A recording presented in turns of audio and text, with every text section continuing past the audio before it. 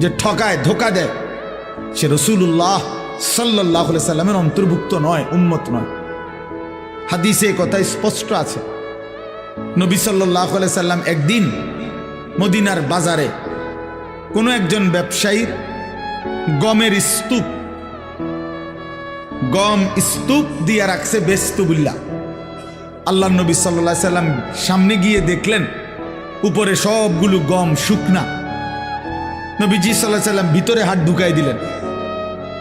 হাদিস এটা, হাত ঢুকাইয়া ভিতর থেকে গম বাহির করে আনলেন যেগুলো ভিজা।